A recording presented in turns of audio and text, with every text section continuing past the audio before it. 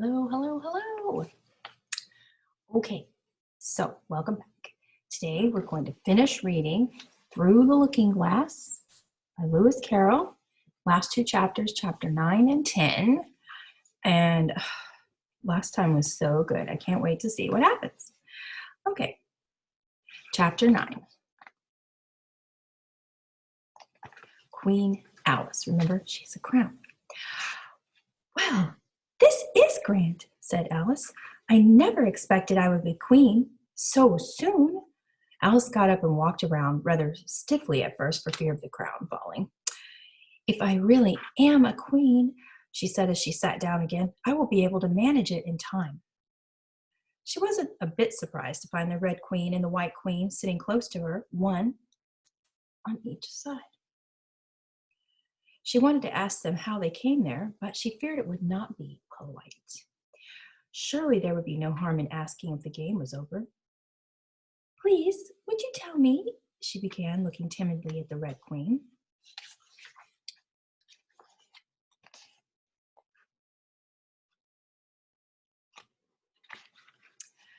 Speak when you are spoken to, said the Queen rather sharply. But if everybody obeyed that rule, said Alice, nobody would ever say anything so that... Ridiculous, interrupted the Queen. Then after thinking for a minute, she asked, what do you mean by, if I really am a queen? You can't be a queen until you pass the proper test, and the sooner we begin it, the better. I only said if, poor Alice pleaded. The two queens looked at each other. The Red Queen remarked with a little shudder. She only said if. But she said a great deal more than that, the White Queen moaned. Oh, ever so much more. So you did, you know, the Red Queen said to Alice. Always speak the truth. Think before you speak and write it down afterward. There was an uncomfortable silence for a minute or two. The Red Queen broke the silence by saying to the White Queen, I invite you to Alice's dinner party this afternoon. The White Queen smiled feebly and said, and I invite you. I didn't know I was to have a party at all, said Alice, but if there is to be one, I think I ought to invite the guests. Manners are not taught in lessons, said Alice. Lessons teach you to do sums and things like that. The Red Queen remarked. We gave you the opportunity of doing it, but you've not had many lessons in manners yet.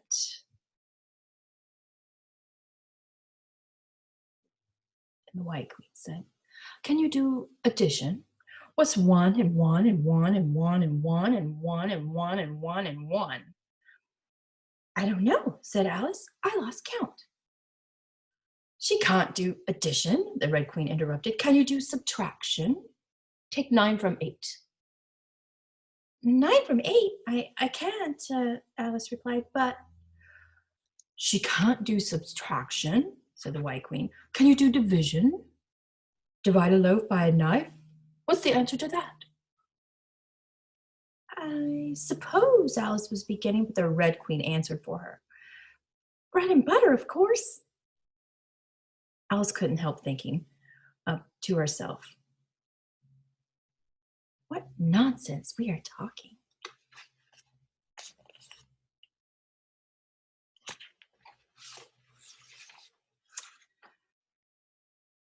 She can't do sums a bit, said both queens at the same time. Can you do sums? Alice said, turning suddenly on the White Queen. The Queen gasped and shut her eyes.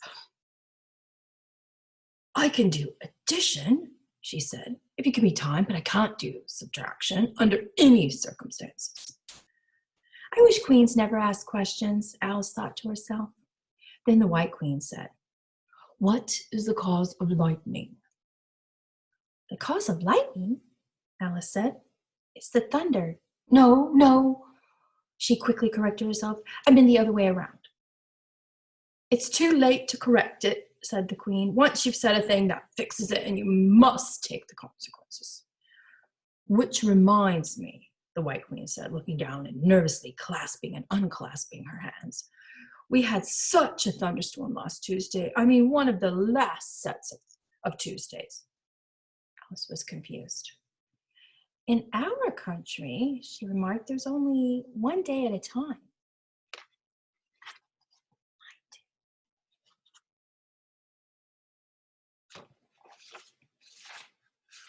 The Red Queen said, that's a poor way of doing things. Here, we mostly have days and nights, 2 or 3 at a time. And sometimes in the winter, we have as many as 5 nights together for 5 times the warmth, you know.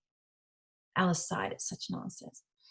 The White Queen began again.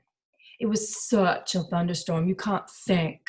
And part of the roof came off, and so much thunder got in, and it went rolling around the room in great lumps and knocking over the tables and things until I was so frightened I couldn't remember my own name. Your Majesty must excuse her, said the Red Queen to Alice. The Red Queen took one of the White Queen's hands in her own.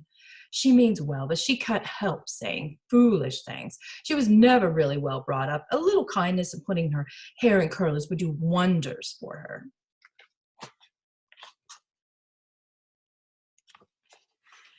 The White Queen gave a deep sigh and laid her head on Alice's shoulders. I'm so sleepy, she moaned. She's tired, poor thing, said the Red Queen. Smooth her hair, lend her your nightcap, and sing her a soothing lullaby. I haven't got a nightcap with me, said Alice, as she tried to obey the first direction, and I don't know any soothing lullabies. I must do it myself then, said the Red Queen, and she began. Hush-a-bye, lady, in Alice's lap. Till the feast's ready, we've time for a nap. When the feast's over, we'll go to the ball. Red Queen and White Queen, and Alice and all. And now you know the words, she added as she put her head down on Alice's other shoulder. Sing it to me, I'm getting sleepy too. Soon both queens were fast asleep and snoring loud.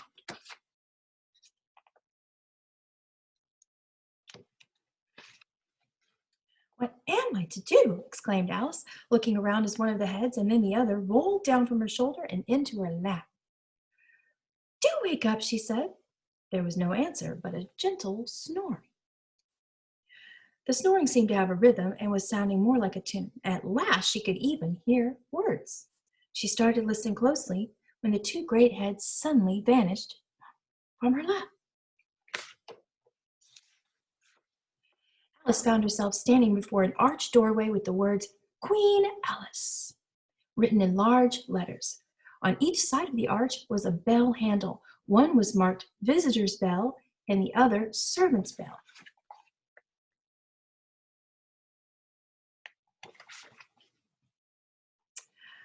I'll wait till the song's over, thought Alice, and then I'll ring which bell must I ring? I am not a visitor and I am not a servant. There's ought to be one marked Queen, you know. Just then the door opened a little way and a creature with a long beak put its head out for a moment and said, no admittance until the week after next, and shut the door again with a bang. Alice knocked and rang for a long time. At last a very old frog, who was sitting under a tree, got up and hobbled towards her. He was dressed in bright yellow and had enormous boots on.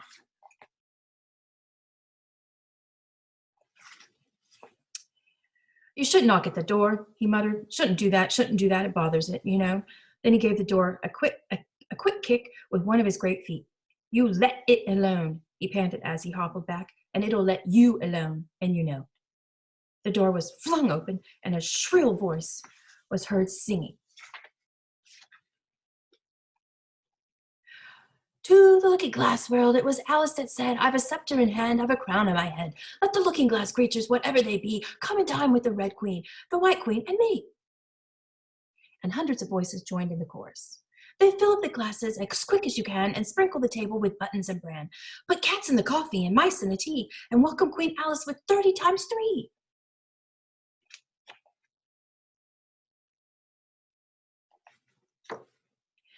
I better go in at once, thought Alice. In she went, and there was a dead silence the moment she appeared. Alice glanced nervously along the table as she walked up the large dining hall and noticed there were about 50 guests of all kinds. Some were animals, some were birds, and there were even a few flowers among them. There were 3 chairs at the head of the table. The red and white queens had already taken 2 of them, but the middle one was empty.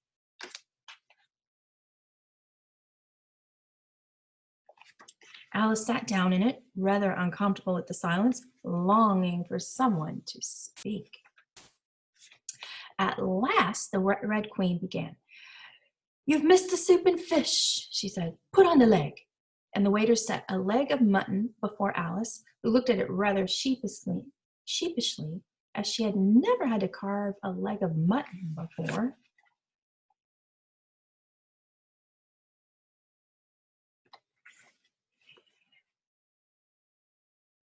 "You look a little shy. Let me introduce you to that leg of mutton," said the Red Queen.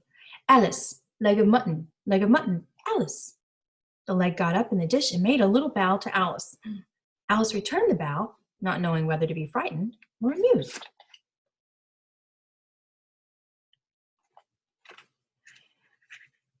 "May I give you a slice?" she said, taking up the knife and fork. "Certainly not," the Red Queen said. "It isn't good manners to cut anyone you've been introduced to. Remove the leg." And the waiters carried it off and brought a large loaf of plum pudding in its place. "Please don't introduce me to the plum pudding," Alice said quickly, "or we shall get no dinner at all. May I give you some?"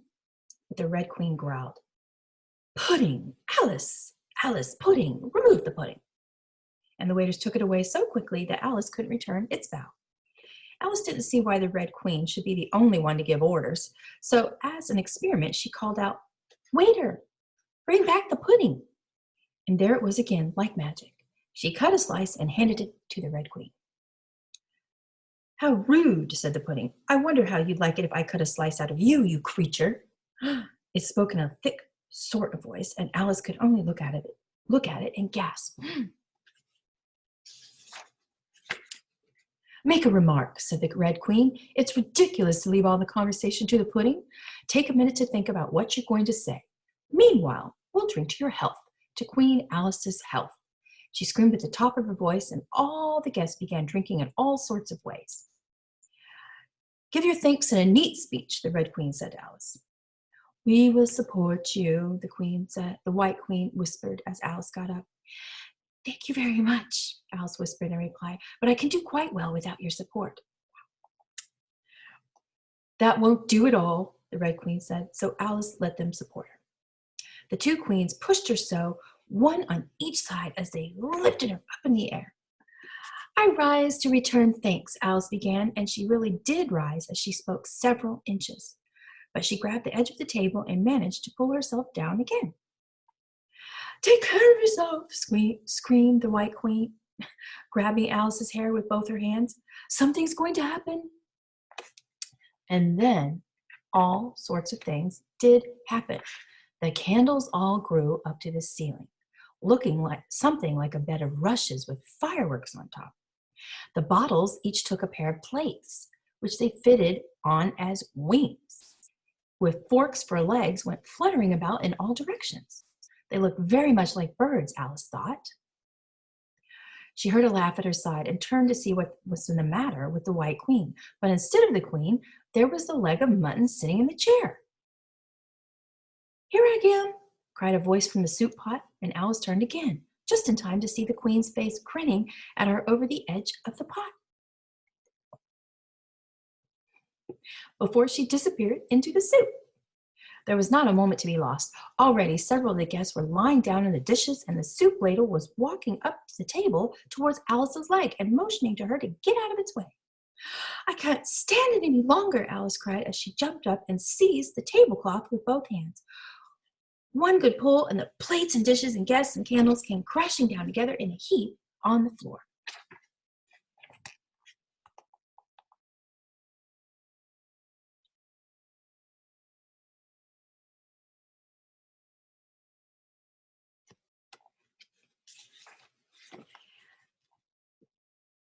"And as for you," she went on, turning upon the Red Queen, who surely was the cause of all the mischief, But the queen was no longer at her side. She had suddenly dwindled down to the size of a little doll and was now on the table, merrily running around and around after her own shawl, which was trailing behind her. As for you, she repeated, picking the Red Queen up, I'll shake you into the kitten. That I will. End of chapter 9. All right, chapter 10.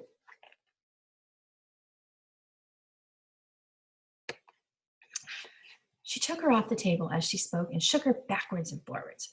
The Red Queen put up no fuss whatsoever, only her face grew very small and her eyes got large and green. And still, as Alice went on shaking her, she kept on growing shorter and fatter and shorter and rounder, and it really was a kitten.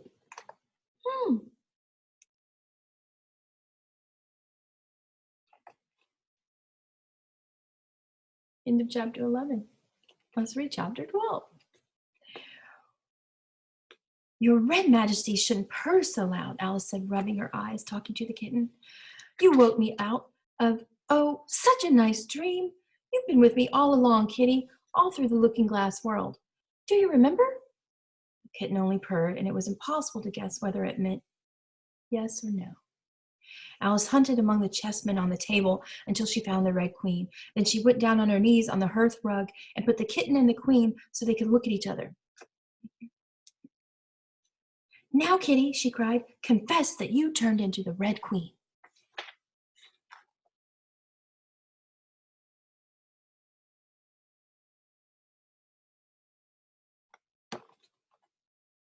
Snowdrop, my pet, she went on, looking over her shoulder at the white kitten.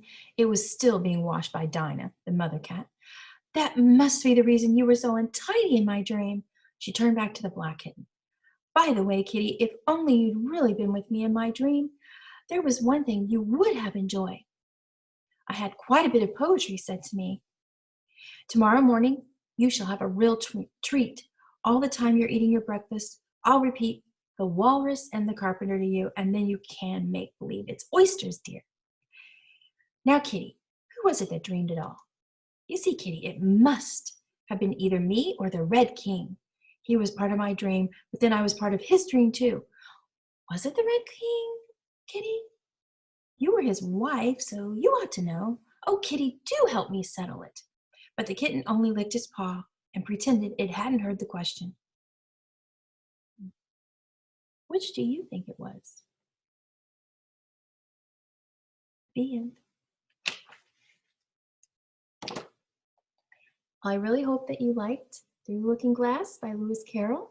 This is a Junior Classics edition.